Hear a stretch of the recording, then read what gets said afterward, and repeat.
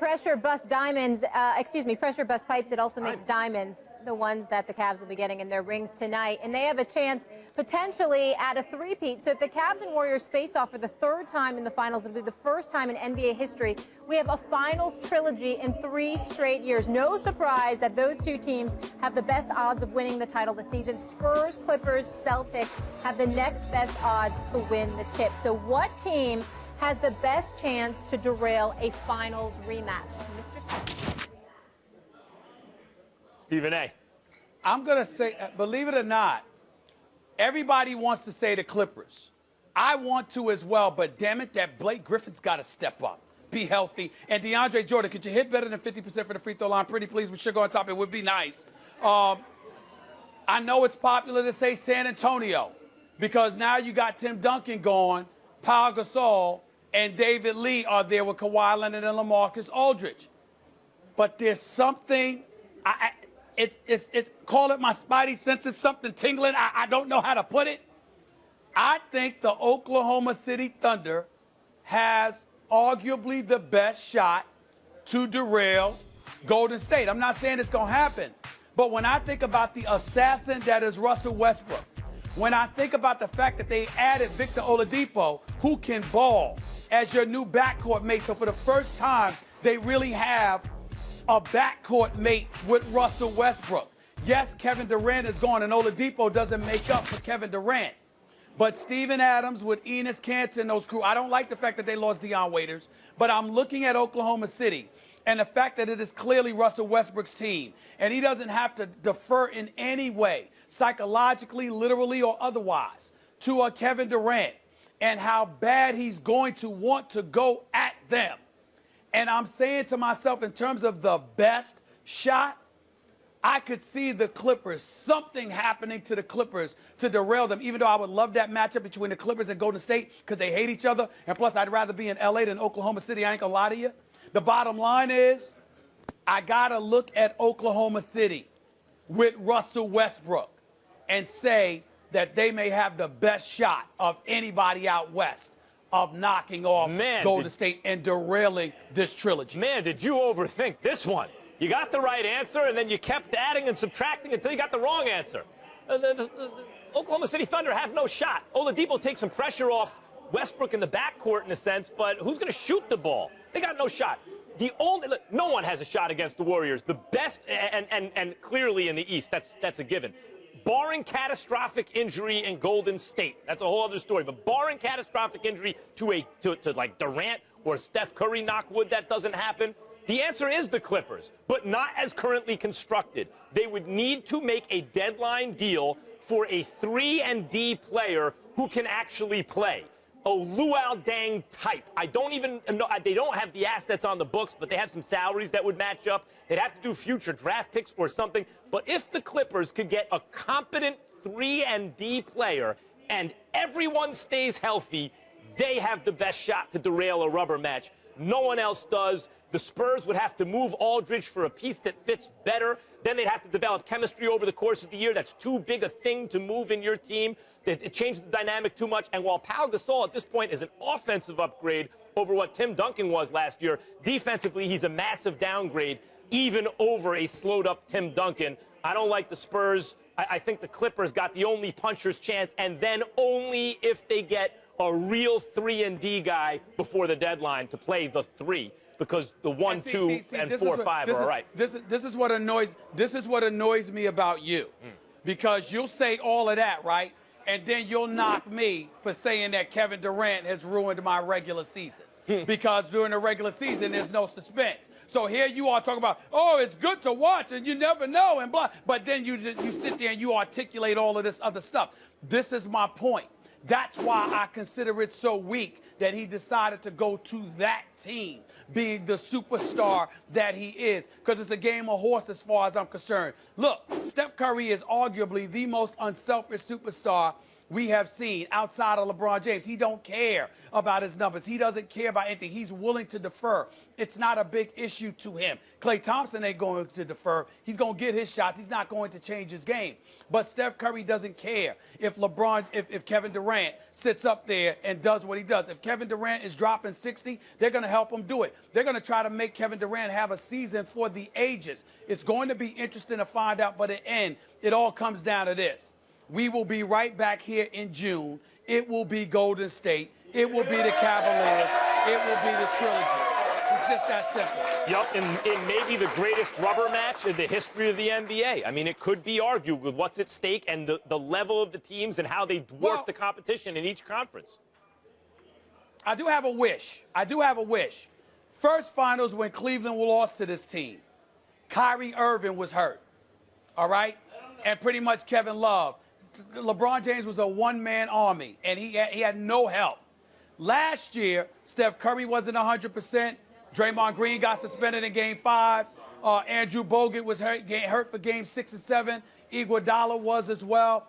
I'm just hoping that both teams stay healthy so nobody has any excuses, that's on the any Warriors. rationale By whatsoever. the way, you talk about the Warriors. That's on the Warriors. Don't play Steph Curry in overtimes of meaningless regular season games down the stretch if you want to limit the risk of injury, as they did last year. Draymond Green, don't do things when you've been warned and people are watching you that might get you disqualified. That's very different than what happened to Kyrie. Anyone can get hurt, but the Warriors, those were largely, I think, self-inflicted wounds going into the finals and in the finals last year. And even if you want to say that, well, it's not necessarily playing Steph those overtimes that led to the injury, it certainly didn't lower the risk of injury. I don't buy the excuse for Golden State. I do buy the Kyrie and Kevin Love excuses for the Cavs the season before. Because when Matthew Dellavedova is your second-best player, you ain't going to win. It's not an excuse. It's not an excuse. It's a reality. Regardless of how self-inflicted it was, it factored into the outcome. All I'm saying is that in the end, I want both teams fully loaded, fully healthy, where there's no excuses, no rationale whatsoever. It just is what it is. The two best teams going up against each other. Again, we'll be back here in Cleveland in June. All right, you heard from the guys. We want to hear from you at home. Go on Twitter now. Vote for the team you think has the best chance to derail a third straight meeting of the Cavs and Warriors in the final. Spurs, Clippers, Celtics, or other. And coming up next, it's Tebow time. We are looking forward to that. There he is. When we come back, Tim Tebow joins the program, the People's Champ. Don't go anywhere. This is First Take. Stay here.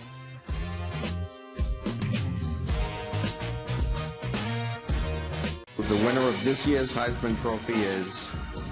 You have never seen any player in the entire country play as hard as I will play the rest of the season, and you never see someone push the rest of the team as hard as I will push everybody the rest of the season.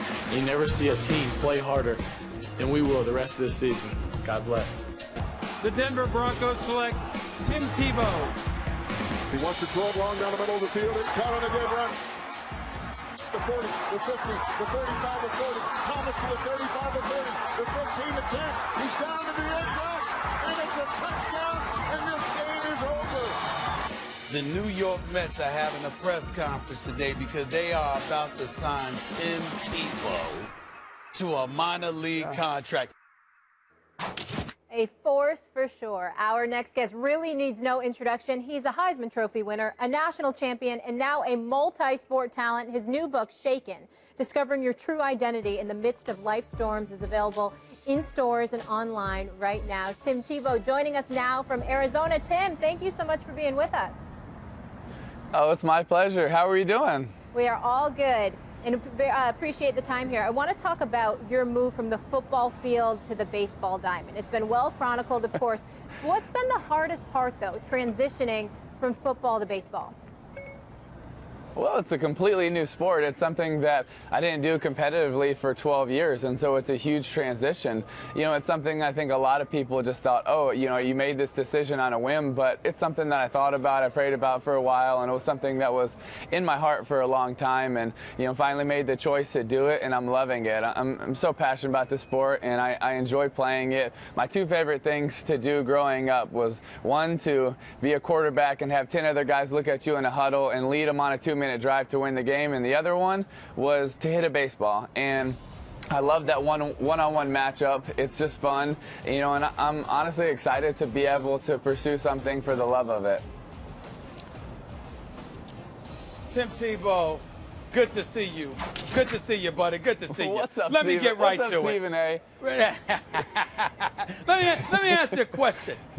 If you loved baseball so much, how in goodness name did you go so long without playing the sport before deciding that you wanted to play the sport? Hey, Stephen A, have you ever loved more than one thing? Yes. Do you love more than one thing? So, Yes, I mean, I do. sometimes you have to choose to do one, and it was the second hardest decision in my life when I chose to go to the University of Florida to play football and give up baseball. It was something that was, you know, it was heartbreaking for me. And there were several times at Florida that I almost went to play on the baseball team, but, you know, with everything we were doing in football and, you know, the goals and the championships we were trying to win, you know, I was staying focused on it. But then when the opportunity presented itself, and, you know, I had some people come look at me, and went to Boca Raton, Florida, and played with some different Latin guys, and felt like, hey, maybe I can do this thing. And, you know, so I decided to try to give it a shot because it never really left my heart. It was always with me. Tim Tebow, I defend you on this show against Stephen A. Smith oftentimes, and you really turned my head around with your play in Denver when, look, we went 7-4, you won a playoff game. But when you say you love baseball and you love playing quarterback, you're known as a guy who inspires teammates, that you can make a unit greater than the sum of its parts, the whole greater, because you lift and inspire, and that makes you a team player. But when you say, I love hitting a baseball and I love playing quarterback, so if I can't play quarterback, then I just want to go into baseball, do you see how some people would view that as selfish in a way? I mean, it's your own happiness, but, like, why doesn't he just go try to play something else in football, because he's obviously a good football player? How do you respond to that?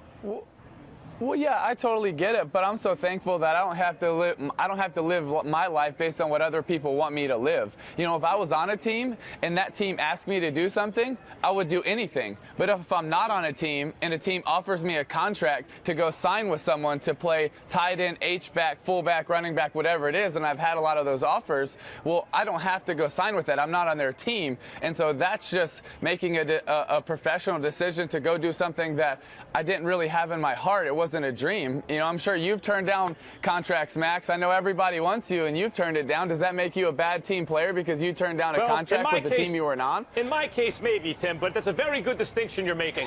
And I have another question. Can you just take me through it a little bit? How did it feel when you beat the Steelers in the playoffs as quarterback of the Denver Broncos? Could you take us through that a little bit? I'll tell you what. That's such a cruel question. It felt really good, Stephen A.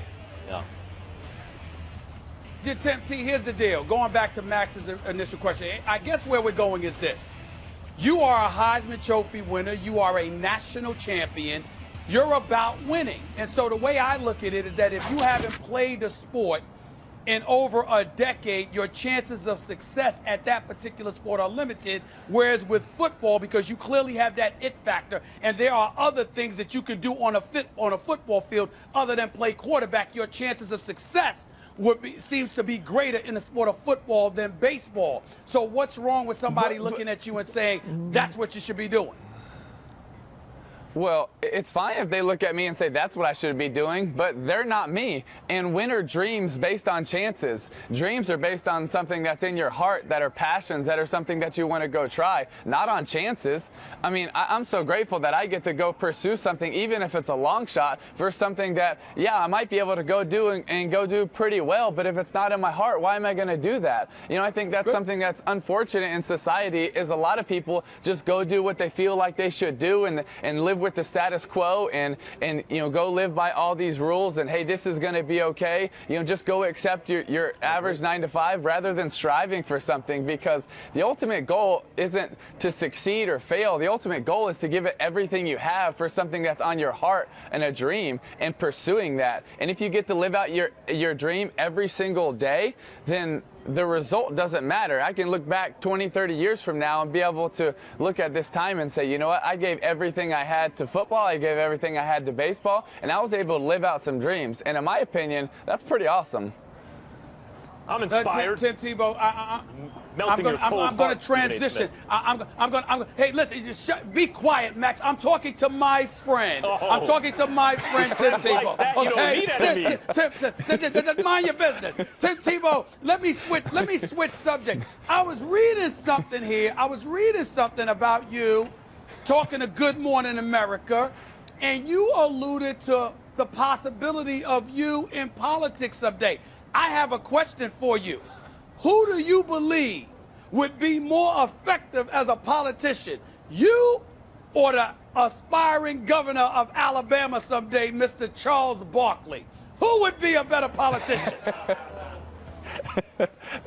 That's a really good question. I'll tell you what, he would not be terrible. TRBL, he would not be terrible. He could get some people behind him, that's for sure. That's not an answer.